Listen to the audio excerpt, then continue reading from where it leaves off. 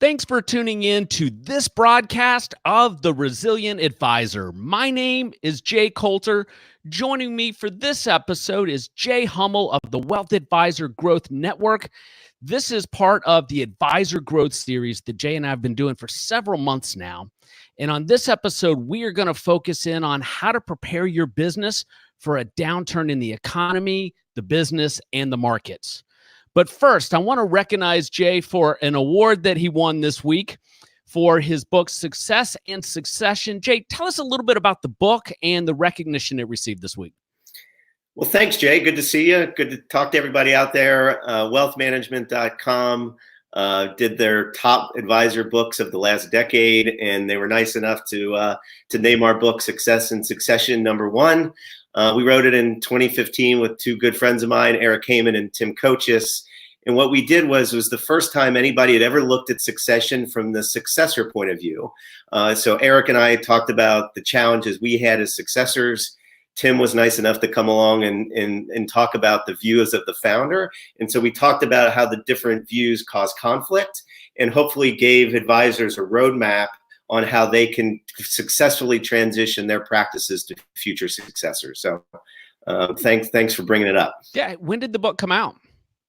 Came out in 2015. That's excellent. And what was it recognized for specifically on wealthmanagement.com? Yeah, they ranked the top 10 books that had been written by advisors for advisors over the last decade. So it was named the #1 book of the decade for financial advisors. Excellent. Listeners and viewers, you can pick up a copy on Amazon.com. Jay, let's talk about preparing your business for a downturn. You and I both have different ideas on what advisors should do. This should be really, really engaging. Viewers, if you're watching live and you have any questions, head on over to Twitter and post your questions. I'm happy to bring them up here live on the broadcast. Jay, let's not put these in any type of order. So these aren't necessarily stack ranked. What is something that you think advisors should consider? Well, I think they need to think of, first of all, they need to protect their clients. And by protecting their clients, they ultimately protect their business. The common theme you and I have talked about on this podcast is I think advisors need to be widening their service menu. They need to be doing more for their clients to meet the client demands of the future. And the best part about that is they're not mutually exclusive. By doing more for your client, especially in the insurance space, in the lending space, in the risk management space, you diversify your revenue streams as an advisor, you protect your business, and you protect your clients. So we're very, very passionate about adding insurance, adding lending, adding risk management to the tool set of an advisor, and allowing them to diversify their revenue streams. Yeah. So what are your thoughts on alternatives and adding them at this stage of the game in your practice, if you haven't done it already? If you haven't done it already, I mean, people roll their eyes around alternatives. Over the last 10 years, I've been sort of hot and cold on them, frankly. But we were with a great advisor in Florida this week who's really done two things we think well. He's bought into that concept of widening his service menu. He's doing insurance, property casualty, life, doing lending, doing cash management. But the other piece he was talking about is alternatives. And the reason that I never really liked them was they were really expensive. You had fee on top of fee, and there wasn't transparency. And the world has changed in the alt space. And we've really found some very interesting open architecture alt platforms that allow advisors to access managers at much lower minimums. So that's the other piece, as you and I have talked about before, fees on top of fees, and then too high a minimums for most people to use with the everyday client. And that's really changing in the alt space. Yeah, I spent a decent chunk of my career representing alts products at a large firm. And it always struck me how expensive they were and how the best products weren't available to the masses. They're set aside for other advisors that are dealing with larger families. I don't know that that's necessarily the case today. And it's great to see that pricing pressures are coming down. Adding it to a portfolio mix at this stage of the game, though, I wonder the construct for doing that could be difficult for an advisor. What do you think that conversation looks like, Jay? The platforms we've been using take minimums from $1 million down to $250,000. So it's still a decent number for a lot of clients. But I just think where we are in the market, you do a lot of podcasts on the market. I'm by no means a market expert. We've been talking about a correction for 5 years that hasn't happened yet. But I just look at, that some of the strategies there, and I put in the alts category, I also put structured notes or structured CDs, structured products like that in the alt space. And I just think they're a great vehicle right now when you're sitting at a Dow S&P at record levels, and figure out ways to not to be in the market, but on a much less risky basis. And so I just think the time's now for alts. I just think you need to access it through a platform where your clients aren't getting feed to death. Mm-hmm. Another thing that I know will be impactful, whether the market corrects or not, is for advisors that are taking their portfolio management process and making sure that it is rules driven. And when I say rules driven, I'm talking down to the portfolio construction level and clients understanding the rules-based process. Dr. Crosby's great book, The Behavioral Investor, lays out a great framework for doing that if you have not done it already as an advisor. But I've already seen the impact that this can have with advisors. When we had that large downturn at the end of 2018, the advisors that had already explained to their client what the rules were for changes that are made in the portfolio, their phones were not getting lit up by clients concerned about the downturn in the market. And to contrast that with the advisors who had panic calls for 2 months during that time period, had a dramatic impact on their business. Yeah, and you and I talk modeling, right? I mean, we're both really big believers in planning, and I think if you're getting phone calls, easy to say, but I've always believed that if you're getting calls in a downturn, then maybe the client's asset allocation isn't right. And I think the second piece is articulating downside capture to a client in terms of dollars, not percentage, I think really helps and go a long way too. You have $1 million client, you say, well, you're going to be down 10%. They say, oh, okay, 10% isn't that big a deal. You say to a client, hey, in a 10% market correction, you may be down $80,000. I think that wakes them up to what the reality is for a down market. So I just believe talking to clients in terms of dollars, not percentages, it goes a long way when the market's down. So then how do you advise an advisor or firm to use Monte Carlo as a tool to drive some of these conversations? Well, I just like it because it gives a percentage. I mean, I don't like it in the sense that I don't think most clients fully understand it.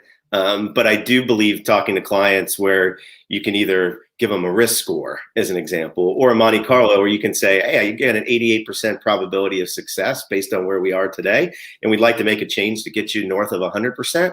I think that that makes a lot of sense for a client. But I found most clients don't care about how it's calculated. They don't fully understand it, but they like the fact that it simplifies it down to one number. So I used to say glibly that Monte Carlo was French for I'm about to make something up. True. Black box. Right. So, all right, what about financial planning? And I'm sure anybody that's listened to more than a handful of the episodes you and I do together are probably tired of us talking about the importance of financial planning. But now more than ever, if you're trying to prepare for a downturn, the implications of having a plan can really, really be paramount. What are your thoughts? Oh, yeah. I mean, we looked at this. I haven't used this stat before, but we looked at this 4 years ago when I was in InvestNet, and we were lucky because we had real account data. So at the time, we were serving about 82,000 advisors. So we went through 1.5 million accounts, and we went back to the 08, 09, 10 period of time. And we could tell by talking to the advisors what clients had financial plans. And you looked at those clients, they stayed in the market in 9, 10, and 11 at a rate that was 2/3 times better. So 67% more likely to stay in the market. And as we know, staying in the market is the hardest thing to do, but it's the right thing to do over the long term. So, whether you look at the Morningstar report, whether you look at the essential advisor work that InvestNet did, the number one value that a client can quantify with an advisor is having a plan. And that's worth north of 100 basis points a year for the client. So we actually looked at real data and we were able to quantify it. And we saw that you were 2/3 more likely to stay in the market if you had a financial plan. I'd love to get my hands on that data. I bet there was some other takeaways in there that could be really impactful, but clearly you increase your chances significantly by having that plan and using that, as you and I teach, as the focal point of the client engagement. But the piece that we get back to on widening the service menu comes back to where we started this thing, comes back to the plan. And I know we've talked about it before, but you like I'm with advisors every week. I talk to 30 RIAs this week. And the number one thing that I still think is such a gap is financial planning does not work if you aren't looking at the entire balance sheet of a client, in my opinion, and looking at the risk management piece. And I just think that gets so ignored because we're so focused on Monte Carlo. We're so focused on the investment piece of it. But if a client has an insurable risk, they have a health issue, they have a property casualty issue because they're a business owner, not touching that risk side is a huge problem, I think, in the future for clients. And I just don't see a lot of advisors widening their service menu to deal with it as they truly do financial planning. Well, so Jay, I think there's a reason for that in the independent space that I quite frankly have just really become aware of here in the past 12 months. And that is a lot of independent advisors don't realize that they can add a lot of those services to their practice, whether it's banking or insurance. Typically most advisors have come from a wirehouse if they're independent. Now they're independent. Their value proposition is investments, and then maybe they add planning. But all those ancillary services, there are a lot of great vendors out there that can serve those needs. I think it can be overwhelming to vet those folks out to increase the service menu. Do you have any best practices for going through that due diligence process? We do. So first of all, I think most people don't do it because, and I see why, they left the wires or they left the bank because they don't want to be product centered anymore. And so when they think of adding cash management, adding lending, adding insurance, they feel like they're going back the other way and they're selling a product. And that's just not the case. It's no different than putting a client in a mutual fund. There's so many open architecture platforms out there that didn't exist 10 years ago. And I'm more than happy. I know you always have my information. If you're an advisor listening, you want to reach out. I mean, this is all we've done over the last year is vetted these open architecture platforms so that an independent advisor can know that they're doing what's in the best interest of their client, yet do it in a way where they can drive revenue for their firm. So I just think so many advisors are like, well, I'm selling a product. No, you're not. You're selling a plan and you're meeting a client need. You're not selling a product. That's right. And to find out more about Jay and his firm, you can visit wagn.biz. I'm sorry, wagn.biz. It's also scrolling across the bottom of the screen.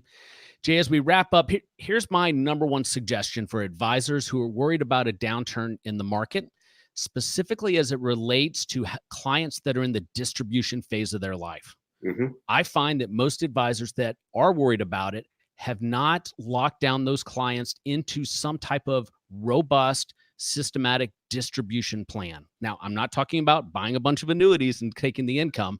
I'm talking about doing the research and building the plans to build a total return distribution strategy or a bucket distribution strategy system, and clearly articulating that to the clients. Now, I'm not one to say which is better or if you should take a bifurcated strategy. That's up to you and your clients. But I do know that if you build it and you can articulate it to that end client so they understand that when the market's down, their third bucket, it's okay that it's down along the lines with the market because they're protected. Or if they're using a total return strategy, they understand whatever distribution rate they're using will be impacted by the rebalance strategy inside of that. That will lead to much better client outcomes. Lots of research out there in the space. I'll put links to it in the show notes. Jay, do you have any final thoughts before we wrap up this episode? Well, man, you didn't notice my Chiefs gear, Super Bowl champs, baby. How short-sighted of me! I was so excited to promote your book. No, man, this has been great. I hope we're helping people out there. All you and I want to do is help advisors get better outcomes for their clients. A downturn will come at some point in time, and I know you and I look forward to helping people try to widen their service menu. Try to deliver better client outcomes. So reach out to us if we can be helpful. Well, congratulations on the Chiefs and the book. It was quite a week for the Hummel household, and we'll see you on the next episode, Jay. Thanks, Jay. See you, buddy.